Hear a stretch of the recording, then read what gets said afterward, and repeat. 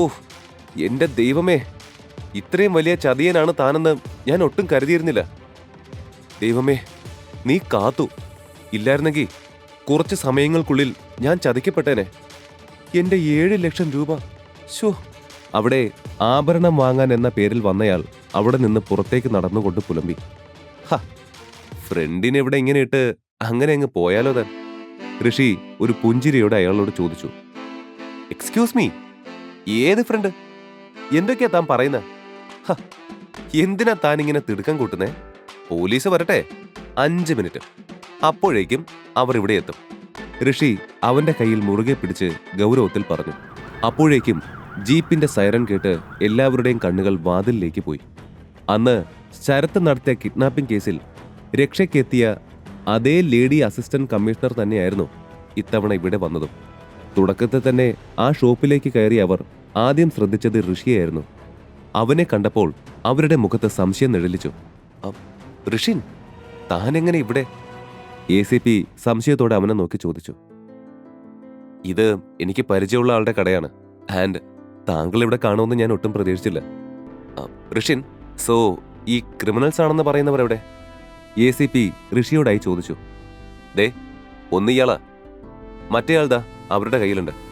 ഋഷി തന്റെ പിടിയിലുള്ള ആളെയും സെക്യൂരിറ്റീസ് പിടിച്ചു വെച്ച ആളെയും കാണിച്ചു പറഞ്ഞു. മാഡം, ഇവൻ പറയുന്നത് വിശ്വസിക്കരുത്. ഞാൻ ഇവിടെ വന്നത് പർച്ചേസ് നടത്താൻ വേണ്ടി മാത്രമാണ്. അവരെ പോലെ ഞാനും ചതിക്കപ്പെട്ടതാണ്. സോ പ്ലീസ്, ദയവായി എന്നെ വിടാൻ പറയൂ. ഋഷിയുടെ കയ്യിൽ നിന്ന് കുതറിക്കൊണ്ട് അയാൾ ACPയെ വിളിച്ചു പറഞ്ഞുകൊണ്ടിരുന്നു. എല്ലാം കേട്ട ACP നിരാശയോടെ ഋഷിയെ നോക്കി. ശേഷം പ്രയാഗയ്ക്ക് നേരെ തിരിഞ്ഞു. താനല്ലേ ഈ കടയുടെ ഉടമ? തനിക്ക് ഈ ഋഷിന്റെ പിടിയിലുള്ള ആളെ എന്തെങ്കിലും സംശയമുണ്ടോ? പെട്ടെന്ന് അങ്ങനെ ഒരു ചോദ്യം കേട്ടപ്പോൾ ഇല്ലെന്ന് അവളും തലയാട്ടി. അസിസ്റ്റന്റ് കമ്മീഷണർ ഋഷിക്ക് നേരെ തിരിഞ്ഞു. ഇയാൾക്കെതിരെ ആരും സംശയം പറയാതെ അറസ്റ്റ് ചെയ്യാൻ കഴിയില്ല ഋഷിൻ. അല്ലെങ്കിൽ നമുക്ക് സോളിഡ് എവിഡൻസ് വേണം. ഋഷിയെ നോക്കി സൗമ്യമായി അവർ പറഞ്ഞു. ഋഷി അല്പനേരം എന്തോ ആലോചിച്ചു നിന്നു. പക്ഷേ അടുത്ത നിമിഷം ഋഷി വേഗം ആരും പ്രതീക്ഷിക്കാത്ത ഒരു കാര്യം ചെയ്തു. ഋഷി തന്റെ പിടിയിലുള്ള ആളുടെ കൈവിട്ട് അവനെ ചുറ്റിപ്പിടിച്ചു. ശേഷം നിമിഷ നേരത്തിൽ അവന്റെ മുഖത്ത് നിന്ന് തൊലി വലിച്ചു മാറ്റി. അതൊരു മുഖംമൂടിയായിരുന്നു. മുഖംമൂടിയിൽ അത്രയും മനോഹരമായ രൂപമുണ്ടായിരുന്ന അയാളുടെ സ്വന്തം രൂപം വല്ലാതെ ക്രൂരമായിരുന്നു. ഓ മൈ ഗോഡ്, ഇത് ഇവനായിരുന്നോ? ഇവനെ ഞങ്ങൾ കുറെ കാലമായി തല കുത്തി നിന്ന് തിരയുകയായിരുന്നു ഋഷി. 6 മാസം മുമ്പ് കൊച്ചിയിൽ ഒരു റിച്ച് പേഴ്സന്റെ വീട്ടിൽ നിന്ന് ആഭരണങ്ങളും പണവും ഒരല്പം പോലും ബാക്കി വെക്കാതെ ഒരുത്തൻ അടിച്ചോണ്ട് പോയി. അവന്റെ ഒരു രേഖാചിത്രം ഒരു വിക്ടിം പറഞ്ഞു തന്ന രീതിയിൽ വരച്ചിരുന്നു. അത് ഞങ്ങൾ എല്ലായിടത്തും അപ്ഡേറ്റ് ചെയ്തു. പക്ഷേ അവനെ കണ്ടെത്താനായില്ല. ഈ കാലം അത്രയും ഞങ്ങൾക്ക് വലിയ ഹെഡേക്ക് തന്ന കേസായിരുന്നു അത്. ദേ ഇപ്പോ അതിനൊരു എൻഡ് കിട്ടി, താൻ കാരണം. So thank you Rishi, thank you so much. ACP ഋഷിയെ നോക്കി ആത്മാർത്ഥമായി പറഞ്ഞു. ഓ വെയിറ്റ്, അന്ന് ഇവൻ മാത്രമായിരുന്നോ ആ കേസിൽ ഉൾപ്പെട്ടിരുന്നത്? ഋഷി സംശയത്തോടെ ACPയോടായി ചോദിച്ചു. അല്ല, മറ്റൊരാളുണ്ട്. പക്ഷേ അവന്റെ ഐഡന്റിറ്റി ഇപ്പോഴും ഞങ്ങൾക്ക് തിരിച്ചറിയാൻ പറ്റിയിട്ടില്ല. രേഖാചിത്രം കറക്റ്റായി കിട്ടിയില്ല. ഇപ്പൊ തുമ്പൊന്നും കിട്ടിയില്ലെങ്കിലും ഇവനെ കിട്ടിയല്ലോ. ഇവനെ വെച്ച് എന്ത് വന്നാലും ഞങ്ങൾ അവനെയും പിടികൂടും. ACP ആത്മവിശ്വാസത്തോടെ പറഞ്ഞു. അതെ, അതിനെ ഒത്തിരി കഷ്ടപ്പെടേണ്ടി വരില്ല. ഇവനെ ഒന്ന് അസലായി കുടഞ്ഞാൽ മതിയാവും, ഋഷി ഗൗരവത്തിൽ തന്നെ പറഞ്ഞു. ശേഷം തന്റെ പിടിയിലെ കള്ളനെ പോലീസുകാർക്ക് കൈമാറി. Thank you Rishin. ഈ 2 ക്രിമിനൽസിനെയും ഇത്രയും എളുപ്പം പിടിക്കാൻ താൻ ഞങ്ങളെ സഹായിച്ചു. ശരിക്കും you are amazing Rishi. ACP ഋഷിയെ പ്രശംസിച്ചുകൊണ്ട് പറഞ്ഞു. ഋഷിൻ, മാഡം പറഞ്ഞ പോലെ താൻ ശരിക്കും അമേസിംഗ് ആണ്. തന്നെ കാണാൻ ഒരു ഓർഡിനറി മാൻ ആണെങ്കിലും ഇത്രയേറെ കഴിവുകളുള്ള ആളാണെന്ന് ഐ ഡോണ്ട് നോ. താൻ എങ്ങനെയാ ഇതൊക്കെ കണ്ടുപിടിക്കുന്നത്? പോലീസ് ഉദ്യോഗസ്ഥരിൽ ഒരാൾ ആശ്ചര്യത്തോടെ ചോദിച്ചു.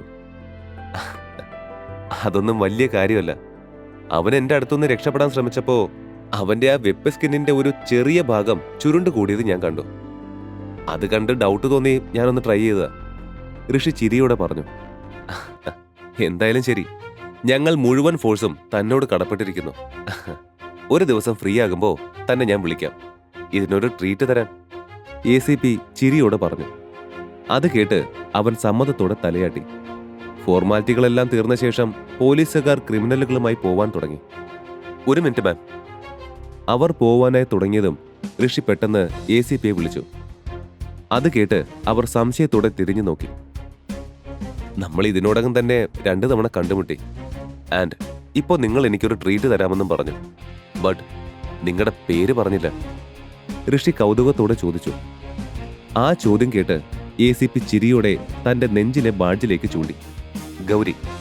Gauri Vishwanath, assistant police commissioner. ശേഷം അവർ മറ്റ് പോലീസുകാരുടെ കൂടെ തിരിഞ്ഞു നടന്നു. ഋഷി, ഞാൻ വേറൊരു കാര്യം ചോദിക്കാൻ വിട്ടു. ആ മുത്തുമാല ഒറിജിനൽ അല്ലെന്ന് വളരെ വിദഗ്ധർക്ക് മാത്രമേ കണ്ടുപിടിക്കാൻ പോലും പറ്റുമായിരുന്നുള്ളൂ.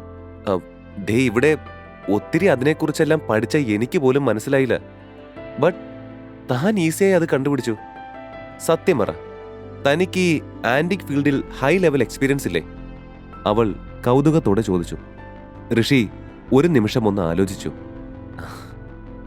എന്റെ ഒരു പഴയ പ്രൊഫസർ, പുള്ളി എനിക്ക് ഇതിൽ താല്പര്യമുണ്ടെന്നറിഞ്ഞ് അദ്ദേഹത്തിന് അറിയാവുന്ന ഒരുപാട് കാര്യങ്ങൾ എനിക്ക് പറഞ്ഞു തന്നു. ഋഷി പഴയ കാര്യങ്ങൾ ഓർത്തുകൊണ്ട് പറഞ്ഞു. താൻ പറയുന്നത് സത്യമാണോ? തനിക്ക് ഇപ്പോഴും അദ്ദേഹവുമായി ടച്ച് ഉണ്ടോ? ഇഫ് യു ഡോണ്ട് മൈൻഡ്, പുള്ളിയുടെ അഡ്രസ്സ് എനിക്ക് തരാവോ? അവൾ ചോദിച്ചു. സോറി പ്രയാഗ, ഞാൻ അദ്ദേഹത്തെ കണ്ടിട്ട് ഒരുപാട് നാളായി. സത്യത്തിൽ ഒരുപാട് വർഷങ്ങളായി. നമ്പറൊന്നും കയ്യിലില്ലതാനും. ഋഷി പറഞ്ഞപ്പോൾ പ്രയാഗയുടെ മുഖം വാടി. ശരി, പക്ഷേ ഞാൻ തന്നോട് വേറൊരു സഹായം ചോദിക്കട്ടെ? അവൾ പെട്ടെന്ന് ഓർമ്മ വന്ന പോലെ ചോദിച്ചു. ഋഷി ചോദ്യഭാവത്തിൽ അവളെ നോക്കി. Prayaga fine jewellery and antique ഷോപ്പിന്റെ ചീഫ് ആന്റിക് അപ്രൈസറായി ഞാൻ നിങ്ങളെ നിയമിച്ചോട്ടെ? അവൾ സംശയത്തോടെ ചോദിച്ചു. അവന്റെ ഭാവം കണ്ട് അവനത് നിരസിക്കുമോ എന്ന ഭയം അവളിൽ ഉടലെടുത്തു. താൻ ദിവസവും ജോലിക്ക് വരേണ്ടി വരില്ല. എനിക്ക് സഹായം ആവശ്യമുള്ളപ്പോൾ ഞാൻ വിളിക്കാം. അപ്പോ വന്ന് സഹായിച്ചാൽ മതി. ഒരു കൺസൾട്ടേഷന് 50,000 രൂപ ഞാൻ തരാം. തനിക്ക് ഓക്കെ ആണോ? കൗതുകത്തോടെ അവന്റെ മുഖത്തേക്ക് നോക്കി പ്രയാഗ ചോദിച്ചു. അവന്റെ മറുപടിക്കായി അവൾ കാതോർത്തു. തന്റെ ഫ്ലോറിലെത്തി ശ്രീലക്ഷ്മിയെ വിളിക്കാൻ അവൻ അകത്ത് കയറിയപ്പോഴേക്കും അവന്റെ ഫോൺ റിങ് ചെയ്തിരുന്നു. അത് കേട്ട് ചെറുതായി അസ്വസ്ഥനായി ഋഷി കോളിൽ ആരാണെന്ന് പോലും നോക്കാതെ അത് അറ്റൻഡ് ചെയ്തു. ഹേയ്, ആരാണ് ഈ ടൈമിൽ? അവൻ ദേഷ്യത്തോടെ ഫോൺ എടുത്തു ചോദിച്ചു. ആ ചോദ്യം കേട്ടെങ്കിലും മറുപുറത്തു നിന്നും ഒന്നും കേട്ടില്ല. അതോടെ ഋഷി സംശയം തോന്നി നമ്പർ ചെക്ക് ചെയ്തു. ആ നമ്പർ ആരുടെയാണെന്ന് കണ്ടതും ഋഷിയുടെ മുഖം വിടർന്നു. തന്റെ ഒരു ആരാധികയാണ്. മറുവശത്തു നിന്നും ശ്രീലക്ഷ്മിയുടെ ശബ്ദം കേട്ടതും ഋഷി ഇരുന്നിടത്തു നിന്നും ആവേശത്തോടെ ചാടി എഴുന്നേറ്റു. പറയൂ ആരാധികേ, ഈ ഉള്ളവനെ ഇങ്ങനെ പെട്ടെന്ന് വിളിച്ചതിന് കാരണം എന്താണ്? എന്തൊക്കെയോ കാരണങ്ങളാൽ അവൻ എന്നത്തേതിലും എത്രയോ ഹാപ്പിയായിരുന്നു. ഋഷിയുടെ മറുപടി കേട്ട് ശ്രീലക്ഷ്മിയുടെ മുഖമാകെ നാണത്താൽ ചുവന്നു. അതുവരെ സന്തോഷത്തോടെ ആയിരുന്ന ഋഷി ശ്രീലക്ഷ്മി വീട്ടിലേക്ക് വരുന്ന കാര്യം ചോദിച്ചപ്പോൾ ആകെ അസ്വസ്ഥനായി. ശ്രീലു, നമ്മൾ ഓൾറെഡി ഇതിനെക്കുറിച്ച് സംസാരിച്ചു കഴിഞ്ഞതാ. ഇതുവരെ നിനക്ക് വേണ്ടി എന്തും ചെയ്യാൻ ഞാൻ റെഡിയായിരുന്നു. ഇനിയും അങ്ങനെ തന്നെയായിരിക്കും. പക്ഷേ ഈ ഒരു കാര്യത്തിൽ മാത്രം എനിക്കത് പാലിക്കാൻ കഴിയില്ല. എന്റെ സെൽഫ് റെസ്പെക്ട് എന്നെ അതിന് അനുവദിക്കില്ല ശ്രീലു. ഋഷി പറഞ്ഞു നിർത്തി. അവന്റെ ശബ്ദത്തിലെ മാറ്റം ശ്രീലക്ഷ്മിക്ക് പെട്ടെന്ന് മനസ്സിലായി. അവൾക്കാകെ അത് കേട്ടപ്പോൾ സങ്കടമായി. നീ കൂടെ ഇല്ലാതെ ഇവിടെ ഞാൻ ഒറ്റയ്ക്ക് ശരിക്കും ബോറിംഗ് ആണ്. പക്ഷെ സാരയില്ല, ഞാൻ മാനേജ് ചെയ്തോളാം. സത്യത്തിൽ ഇതൊക്കെ ഞാനും ആഗ്രഹിച്ചതാണ്. നീ ഇങ്ങനെ ഓക്കെ ആവണമെന്ന്. എന്നെ ഓർത്ത് ടെൻഷൻ ആവണ്ട. നീ പെട്ടെന്ന് തന്നെ വരുമല്ലോ. ഞാൻ വെയിറ്റ് ചെയ്തോളാം. ശ്രീലക്ഷ്മി അത് പറഞ്ഞതും ഋഷി പുഞ്ചിരിച്ചു. പിന്നെയും കുറേ സമയം അവർ എന്തൊക്കെയോ സംസാരിച്ചു കൊണ്ടേയിരുന്നു. പെട്ടെന്നാണ് അവൾക്കൊരു കാര്യം ഓർമ്മ വന്നത്. ഋഷി, പിന്നില്ലേ, ഒരു ഇമ്പോർട്ടന്റ് കാര്യമുണ്ട്. മുത്തശ്ശി എന്നെ വിളിച്ചായിരുന്നു. മറ്റേ പ്രൈം മീഡിയയുമായുള്ള എല്ലാ ഇടപാടുകളും കംപ്ലീറ്റ് ആയി എന്നോട് ഏറ്റെടുക്കാൻ പറഞ്ഞു മുത്തശ്ശി. അത്രയ്ക്കും പറഞ്ഞപ്പോ ഞാൻ ഓക്കെ പറഞ്ഞു. അത് ചാടിക്കേറി ഏറ്റെടുക്കണ്ടെന്ന് നീ പറഞ്ഞതല്ലേ? നിന്നോടൊന്നും ആലോചിച്ചില്ലല്ലോ.